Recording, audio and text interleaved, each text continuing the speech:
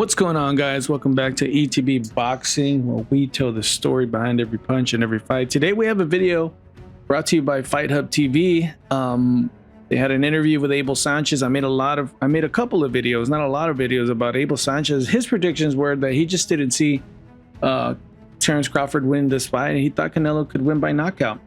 And in this interview, he gives Terence Crawford all the flowers, and it was really nice to see his perspective. And again, Abel Sanchez, solid trainer, very articulate, more articulate than a lot of the other coaches. And I really like what he says. You're gonna want to stick around what he says at the end of the video, what he thinks Terence Crawford should do with his career after this awesome win that he had last weekend. Let's watch. Hayes with Fight Hub TV with Mr. Abel Sanchez. Abel, on the heels of an unbelievable fight last night, Canelo Alvarez falling by unanimous decision to Terence "Bud" Crawford. Talk to me about what you saw last night. What do you think, sir? I thought Terence fought a virtuoso fight. I thought the scores were a little tighter than they should have been, but I thought Terence and Bomac had say I didn't hear you. I thought the Terence, the scores on the fight were a little closer than they should have been. Okay. I thought Terence had a great game plan. Bomac put something together that few people expected, including myself. The scores were just the opposite of what I thought they were going to be, but Terence looked great. What do you think was the turning point of the fight, or do you just think from the inception there was no way? Was there a point where you saw, hey man, this just doesn't look good? From the beginning. From the beginning. From the beginning, and then Terence never let Canelo get into a rhythm. Terence never allowed Canelo to get anything going, and I didn't think he could do it for 12 rounds. I thought that the first 3 or 4 rounds were going to be difficult for Canelo for that reason, but Terence was able to do it for 12 rounds, and in the later part of the fight, he kind of pushed the fight more than I think people expected, which is the mark of a superstar, man. Abel starting it. Yeah, so two things there. The scorecards, I think 115, 113, two judges had it that way, was correct. 116, 112, I think, is the card he's talking about. And if the fight, two of the rounds are a little bit closer, maybe we get a draw, but that's not the point. A lot of people are saying he dominated the fight. I think the right word is Terence Crawford controlled the fight, and that isn't taken away from him at all. It just really shows you his IQ and his will and his athleticism. 12 rounds he never let up, and on the later rounds, because they knew Canelo slows down on the later rounds, they pushed it and they wanted to break his will. I think Bomac, and Terence Crawford put a game plan that was so impressive. That's just full credit to Terence Crawford, and virtuoso fight is the right term. Let's continue. In the 8th round, we saw noticeable frustration and irritation from Canelo Alvarez. And at one point, 11th and 12th, he looked like he almost walked away, like he almost decided this is too much. You remember the Duran. The Duran. I was thinking that. I didn't want to disrespect Champ by asking him that post-fight, but those were the images that came to my mind. I was going to ask him if he understood more of Duran's plight that night. Yeah, you can kind of. Duran had a reason, supposedly because he had stomach problems or something like that. But right, he said he ate 2 steaks and drank a pot of coffee in New Orleans. Sometimes frustration causes you to say things that maybe were not true. And Paulie Malignaggi criticizes Canelo about this, is that when the fight doesn't go his way, he almost gives up. And Paulie is a hater on Canelo, but it kind of looked a little like that. And they're referring to Sugar Ray Leonard versus Duran. If you haven't seen it, that's I think it's fight number 1 or 2, where Roberto Duran just says no mas and he gives up.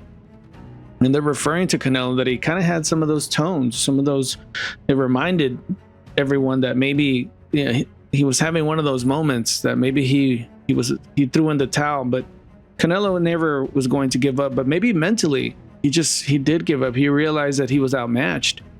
And Paulie criticizes Canelo about that, and we saw a little bit of that. But having said that, training your butt off, and I think Canelo said that his body wasn't responding. If that was true, that could be frustrating too. But all the credit to Crawford and team. They put that fight together to really put the pressure on Canelo. So maybe that moment of frustration can happen, and that's just more beneficial to the Crawford team.